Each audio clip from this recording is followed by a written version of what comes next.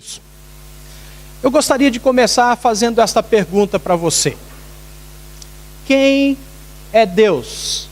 É possível conhecê-lo? Porque há pessoas que dizem que Deus não existe. São os ateus. E me parece que nós cruzamos com muitos ateus aí pelas cidades. Há outros que dizem que Deus existe, mas ele não pode ser conhecido. São os agnósticos. E eu estive lendo sobre a cidade de Basel, há muitos agnósticos aqui, que acreditam que Deus existe, mas que ele não pode ser conhecido. Mas há aqueles também que dizem que Deus existe, mas está tão longe, não está presente conosco. São aqueles deístas. Mas você, o que você diz? Esse texto de Oséias é uma exortação para nós. Conheçamos e prossigamos em conhecer o Senhor. Só há razão realmente na vida quando nós conhecemos a Deus e podemos servi-lo e adorá-lo com todo o nosso coração. E eu gostaria de, nesta noite, abrir com você a Bíblia em Êxodo, capítulo 3, o verso de 1 a 15. Eu vou ler na nova Bíblia atualizada Almeida, é uma nova tradução que está circulando no Brasil, que a Sociedade Bíblica traduziu para a Almeida, nova Almeida atualizada. E eu gostaria de ler com você Êxodo 3, de 1 a 15, e eu gostaria que você já começasse a pensar nesse tema. Deus absolutamente é. A primeira e a mais importante ênfase bíblica e teológica é esta: Deus absolutamente é. E nós podemos conhecê-lo porque Ele fala conosco. Ele falou com Moisés, como nós vamos ver nesse texto que vamos ler. E falar é importante para nos conhecermos. Vocês conheceram um pouquinho de mim hoje porque eu falei aqui com vocês sobre a minha origem, sobre a minha história. É possível sim conhecer a Deus, mas só é possível porque Ele se revelou a nós. E Ele falou com Moisés, como nós vamos ler nesse texto. Moisés apacentava o rebanho de Jetro, o seu sogro, sacerdote de Midian, e levando o rebanho para o lado oeste do deserto, chegou a Horebe, o monte de Deus. E ali, o anjo do Senhor lhe apareceu numa chama de fogo, no meio de uma sarça. Moisés olhou, e eis que a sarça estava em chamas, mas não se consumia. Então disse consigo mesmo: vou até lá para ver essa grande maravilha, porque a sarça não se queima. Quando o Senhor viu que ele se aproximava para ver Deus do meio da sarça, o chamou e disse: Moisés, Moisés. E ele respondeu: eis-me aqui. E Deus continuou: não se aproxime, tire as sandálias dos pés, porque o lugar em que você está é terra santa. Disse mais: eu sou o Deus de seu pai, o Deus de Abraão, o Deus de Isaque e o Deus de Jacó. Moisés então escondeu o rosto, porque teve medo de olhar para Deus. Então o Senhor continuou: certamente vi a aflição do meu povo que está no Egito, e ouvi o seu clamor por causa dos seus feitores. Conheço o sofrimento do meu povo, por isso desci, a fim de livrá-los das mãos dos egípcios, e para fazê-los sair daquela terra e levá-lo para uma terra boa e ampla, terra que mana leite e mel, o lugar do cananeu, do eteu, do amorreu, do ferezeu, do eveu e do jebuseu. Pois o clamor dos filhos de Israel chegou até mim, e vejo também a opressão com que os egípcios os estão oprimindo. Agora venha, e eu o enviarei a Faraó para que você tire do Egito o meu povo, os filhos de Israel. Então Moisés perguntou a Deus: quem sou eu para ir a Faraó e tirar do Egito os filhos de Israel? Deus respondeu: eu estarei com você, e este será o sinal que eu o enviei. Depois que você tiver tirado o povo do Egito, vocês adorarão a Deus neste monte.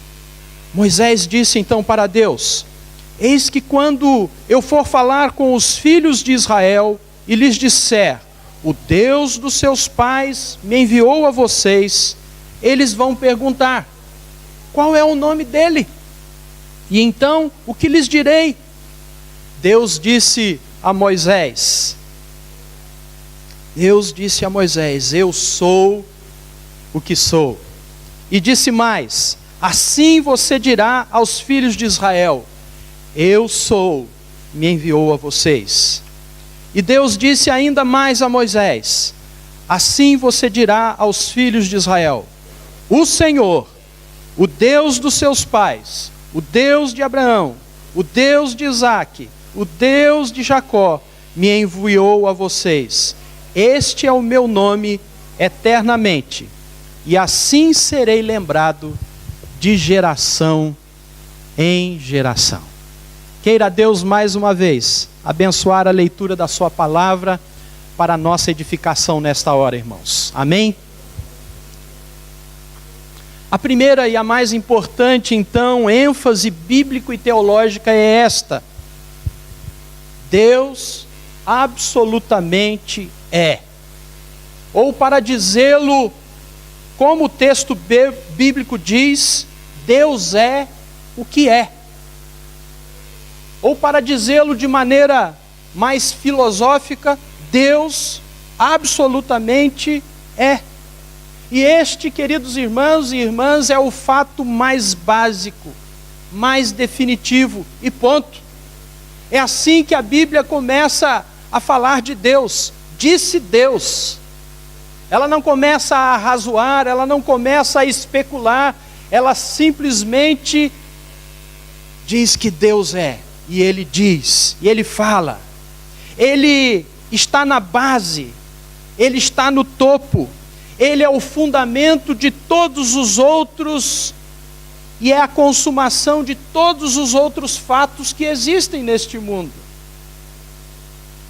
O contexto que nós temos desse texto é o seguinte: por vários séculos, o povo de Israel, o povo escolhido de Deus, viveu como estrangeiro no Egito.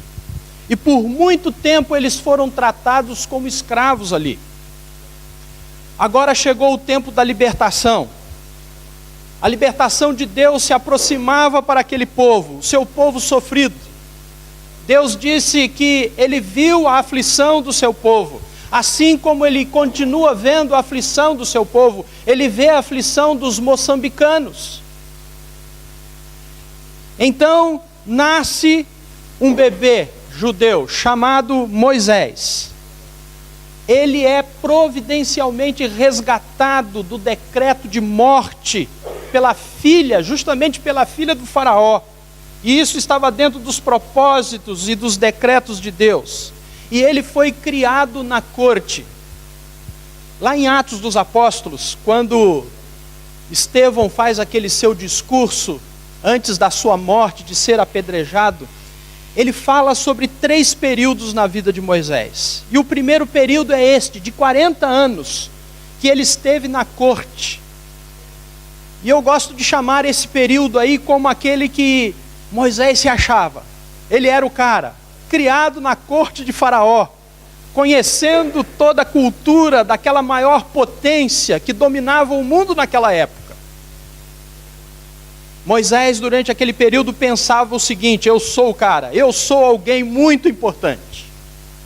E esse foi o período em que Deus estava preparando Moisés também para ser o grande libertador. Mas quando adulto, ele defende um compatriota seu, e ele acaba por matar um egípcio, e ele tem que fugir para a terra de Midian. E ali Deus aparece para ele numa sarça ardente, como nós lemos nesta noite, os versículos de 6 a 10. E quando isto aconteceu, passou mais um período de 40 anos que Moisés precisou se refugiar naquele deserto. E eu costumo chamar esse período aí, foi o período em que ele viu que não era ninguém. O cara, aquele que se sentia poderoso, foi para o deserto, fugindo de ser morto também e preso, e ele ali viu que ele não era ninguém. Mas depois daquele encontro com Deus, naquela sarça, Deus estava preparando Moisés para mais um período de 40 anos, formando assim os 120 anos de vida de Moisés. E a partir deste momento, desta experiência, eu costumo dizer que Moisés teve a experiência do que significa um ninguém, que se acha um ninguém nas mãos de Deus, o que ele pode fazer. E Moisés então, dependente de Deus, aquele que dependia totalmente do Senhor, que buscava o Senhor para cumprir os seus propósitos, pôde liderar o povo. Mas antes disso, Moisés recua. Ele diz para Deus: quem sou eu? Veja como Deus preparou o coração daquele homem. Se ele tivesse ainda o espírito lá do Egito, o bom, mas aqui ele recua, ele diz: quem sou eu, Senhor, para ir a Faraó e tirar do Egito os filhos de Israel? E Deus estava preparando o coração de Moisés e disse: eu serei contigo, e este será o sinal que eu te enviei. Depois você estará novamente aqui neste monte me servindo. E então Moisés nos leva a uma das coisas mais importantes que Deus já disse.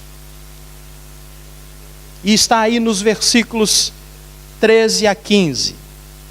Disse Moisés a Deus: eis que quando eu vier aos filhos de Israel e lhes disser: o Deus de vossos pais me enviou a vós outros, e eles me perguntarem qual é o seu nome, que lhes direi?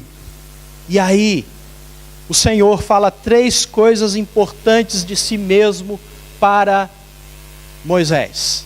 E a primeira verdade que Deus diz sobre si mesmo está aí na primeira parte do versículo 14. Eu sou o que sou. Eu sou o que sou. Ele não disse que esse era o seu nome.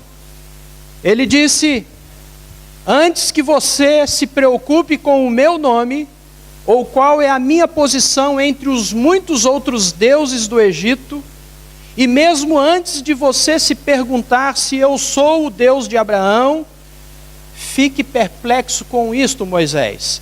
Eu sou o que sou. Eu absolutamente sou. Antes de você conhecer o meu nome, eu quero que você conheça o meu ser. Como isso é importante para as nossas vidas, meus irmãos. Porque quantas pessoas não usam o nome de Deus? Quantas vezes nós não usamos o nome de Deus sem conhecer quem verdadeiramente Ele é? Mas Deus disse para Moisés: antes de você saber o meu nome, antes de você pronunciar o meu nome, eu quero que você conheça o meu ser, que eu sou o que sou, que eu absolutamente sou, vem primeiro, é fundamental e é infinitamente importante. Mas a segunda verdade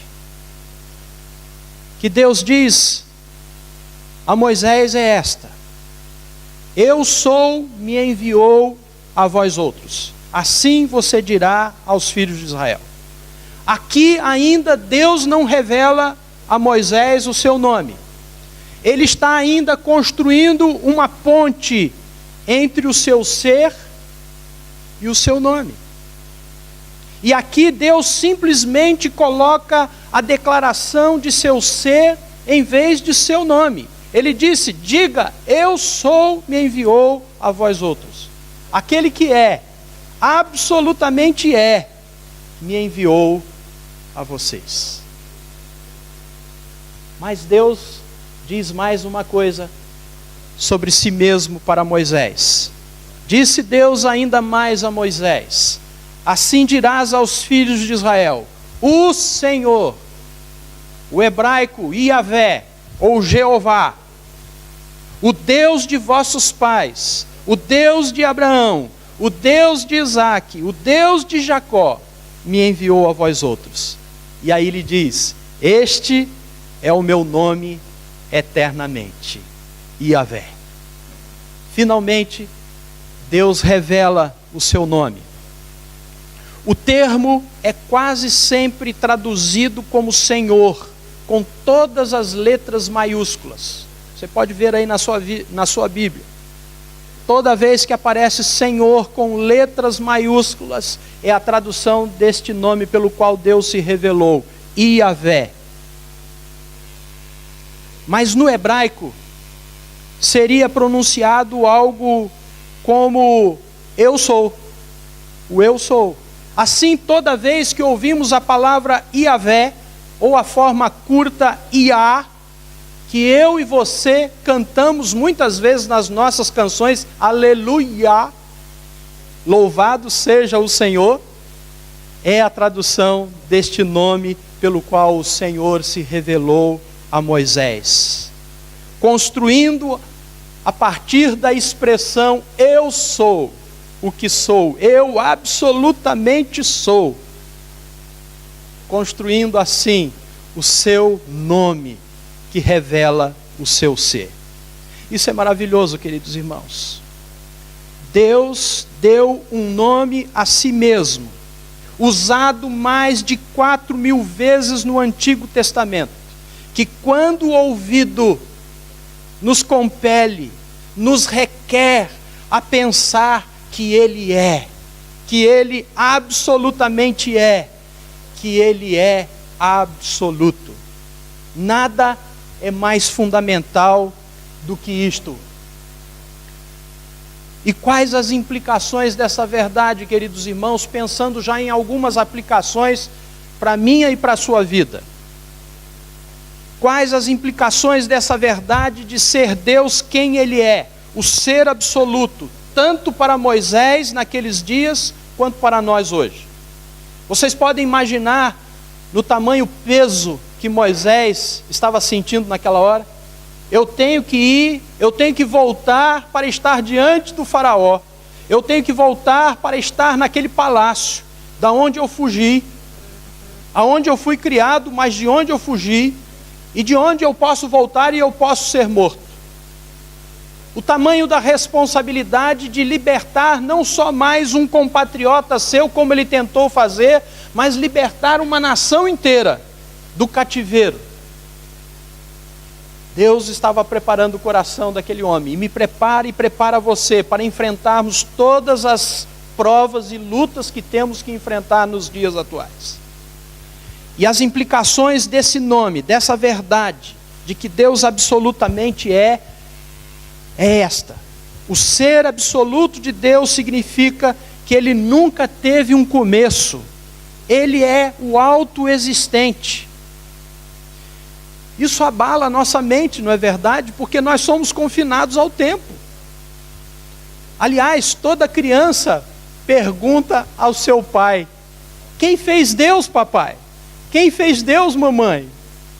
E todo pai sábio diz: ninguém fez Deus. Deus simplesmente é, e sempre foi, sem começo. Essa é a primeira implicação deste nome pelo qual Deus se revelou. Ele é o autoexistente, Ele não teve começo. Mas também, Ele não terminará.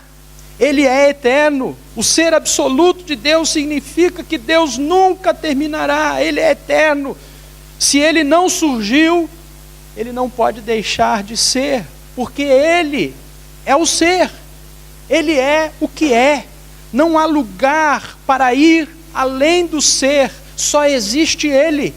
Antes dele criar, Ele é tudo que há. Absolutamente é. O grande império egípcio caiu, o império babilônico caiu, e tantos outros impérios. Essa cidade é rica em história. Eu estive aproveitando esses dias para ler muito sobre a reforma protestante, Quantos impérios, quantos reis caíram, quantas autoridades, quantos que se diziam e se achavam eternos, como os imperadores romanos, mas todos eles deixaram de existir. Mas Deus não, Ele é o eterno e sempre. Que confiança isso nos traz na nossa vida, queridos irmãos, para viver sob as mãos poderosas deste que é eterno. Mas também o ser absoluto de Deus significa que Deus é uma realidade absoluta. A Confissão de Fé de Westminster diz que Deus é infinito em seu ser. Não há realidade antes dele. Não há realidade fora dele, a menos que ele queira ou faça. E antes de criar, ele não era uma das muitas realidades. Ele está sempre lá, como a realidade total e absoluta. Ele é tudo que havia eternamente, sem espaço, sem universo, sem vazio, só Deus, absolutamente lá, absolutamente tudo.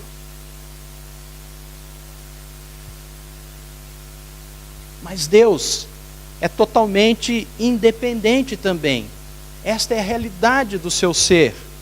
Ele é todo suficiente. E como Moisés teria que lidar com isso diante do faraó? Foram necessárias 10 pragas, né?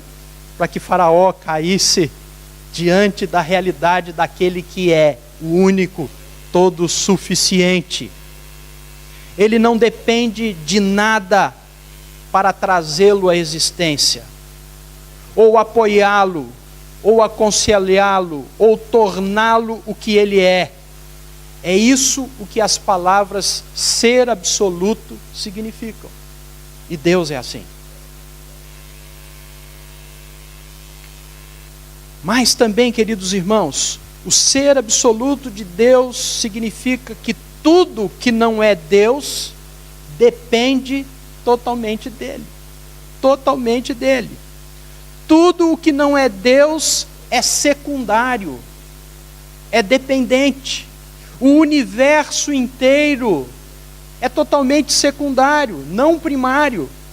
O universo surgiu por Deus e ele permanece a cada momento dependente da decisão de Deus de mantê-lo em existência. Será que nós já paramos para pensar nisso? A nossa vida cotidiana, né, vai correndo, os dias vão passando, se torna um hábito tão grande que nós não paramos para pensar nisso. Esse inteiro universo depende de Deus. Eu e você dependemos de Deus. E o salmista conhecia bem essa realidade e dizia: enquanto dormimos, né, Deus cuida de nós. Somos seres totalmente dependentes dele. E como isso seria importante para Moisés também naqueles dias, porque ele sabia que poderia depender daquele ser que é absoluto, supremo, majestoso. Mas também, queridos irmãos, todo o universo comparado a Deus é como nada, porque ele é onipotente, ele é completamente livre e absoluto. A realidade contingente e dependente é para a realidade absoluta e independente de Deus como uma sombra, como um eco para um trovão, como uma bolha no oceano. Tudo o que vemos, tudo com o qual nos maravilhamos neste mundo e nas galáxias, é como nada comparado a Deus. Isaías 40:17 diz que todas as nações são perante ele como coisa que não é nada. Ele as considera menos do que nada, como um vácuo. É assim que a Bíblia fala da realidade deste vasto universo diante do Deus que absolutamente é. Mas há mais uma realidade, queridos irmãos. O ser absoluto de Deus significa que Deus é constante. É isso que nós chamamos de imutável. E eu gosto de fazer uma diferença aqui. Imutável não significa que ele é imóvel, né? Ele se movimenta, e como ele se movimenta, Deus é grandioso, mas ele é o mesmo eternamente, ontem, hoje e para sempre. Ele não pode ser melhorado. Tem gente aí querendo melhorar a Deus, mas é impossível, ele não pode ser melhorado. Ele não está se tornando em algo, ele é quem é eternamente. Não há desenvolvimento em Deus, não há progresso em Deus. Ele é a perfeição absoluta, e uma perfeição absoluta não pode ser melhorada. Assim é o nosso Deus. Isso seria importante para o confronto das várias divindades lá no Egito, que se consideravam cada uma perfeita em sua área, mas há um que é perfeito totalmente, porque aqueles deuses eram falsos, como deuses falsos existem hoje, querendo ser perfeitos e são totalmente dependentes. Mas há mais uma realidade. Deus é o padrão absoluto de verdade. Nesse mundo de pós-verdade, onde cada um tem a sua verdade, onde tudo é relativo, Deus é o padrão absoluto de verdade, de bondade, de beleza. E esta é uma das realidades mais difíceis de nós lidarmos nesses dias, porque você vai querer evangelizar um ateu, um agnóstico, um deísta. Ele não vai crer nessa verdade absoluta que é Deus. Ele absolutamente é, e nós temos que estar preparados, queridos irmãos, para o confronto muitas vezes com esta realidade. Mas ele é o padrão absoluto de verdade, de bondade e de beleza, e nós podemos encontrar isso expresso. Hoje eu fiquei encantado de ver como um homem pode criar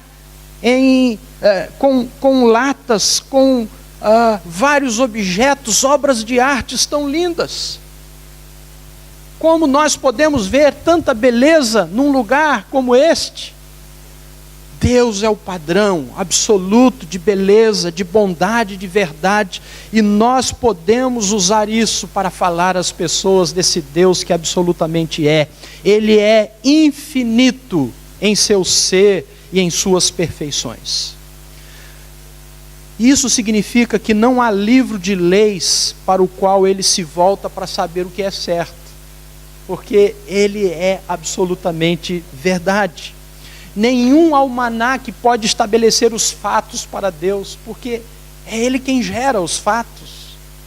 Nenhuma organização para determinar o que é excelente, o que é belo, porque ele é o padrão de toda beleza. Ele mesmo é o padrão do que é certo, do que é verdadeiro e do que é belo. E Deus ainda faz o que lhe agrada. E isso é sempre correto quando ele o faz. É sempre belo. É sempre de acordo com a verdade. Isso significa que ele é soberano. Isso significa soberania. Não há restrições sobre ele que venha de fora e que possa impedi-lo de fazer qualquer coisa que lhe agrade. Toda a realidade que está fora dele foi ele quem criou, projetou, e é ele, como realidade absoluta, quem governa todas as coisas. Então, ele está totalmente livre de quaisquer restrições que não se originam do conselho da sua própria vontade. Assim é o nosso Deus. E por fim, não para esgotar aquilo que Deus absolutamente é, porque nós não temos como esgotar isso, mas não temos também como penetrar. E a definição maior disso foi Paulo que deu. Ó profundidade da riqueza, ó profundidade da riqueza, da soberania, do poder do nosso Deus. Mas o ser absoluto de Deus significa que ele é a realidade mais importante e mais valiosa, e é a pessoa mais importante e mais valiosa do universo. Ele é cheio de amor, ele é gracioso, ele é misericordioso e ele é justo. Ele é mais digno de interesse, de atenção, de admiração, de apreciação, do que todas as outras realidades, incluindo o universo inteiro.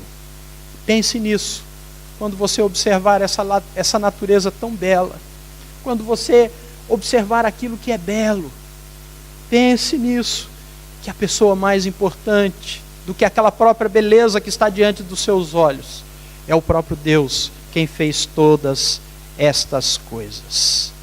Portanto, queridos irmãos e irmãs, é ultrajante que Deus seja ignorado, tratado como insignificante, questionado, criticado, tratado virtualmente como se não fosse nada, e alguém que as pessoas pensem menos do que nos seus próprios interesses, nas suas próprias paixões. Nós cremos que Deus existe, nós cremos que Deus se revelou na natureza, porque os céus declaram a glória de Deus. Nós cremos que Deus se revelou na sua palavra escrita. A Bíblia Sagrada é a palavra de Deus e contém a revelação da vontade de Deus e do propósito de Deus para as nossas vidas. Mas especialmente, sobretudo, queridos irmãos, Ele se revelou em Jesus Cristo. Ele se revelou em Jesus Cristo, o seu Filho amado, o nosso Salvador. As digitais do Criador estão presentes em toda parte. Nós podemos observar isso. Nós podemos ver, entretanto, sobretudo, Deus na face de Cristo. Porque Ele é o Deus que nos criou. Ele é o Deus que nos ama. É o Deus que revelou sua graça a nós em seu Filho Jesus Cristo, trazendo a nós a esperança, a salvação, pelo sacrifício de seu Filho em nosso lugar e em nosso favor. Esse Deus único, esse Deus vivo, é digno de ser adorado, é digno de ser servido com todo o coração, com toda paixão. Em Jesus Cristo habita corporalmente toda a plenitude da divindade. É assim que Paulo se expressa em Colossenses 2:9. Assim, para conhecer a Deus, tudo que temos que fazer é olhar para Jesus. É olhar para Jesus. Ele, Cristo, é o resplendor da glória de Deus e a expressão exata do seu ser. A nossa vida, a minha vida e a sua vida só faz sentido quando nós o conhecemos, quando nós o amamos, quando nós vivemos para glorificá-lo. E eu termino com Agostinho de Hipona, quando ele disse: Deus, tu nos criaste para ti, e a nossa vida só terá sentido quando se voltar para ti. Que nós possamos conhecer e buscar conhecer cada dia mais, conforme Ele se revelou a nós na sua palavra e em seu Filho Jesus Cristo, e possamos ter todo o nosso ser preenchido por esta glória que brilha na face daquele que chamamos de Senhor.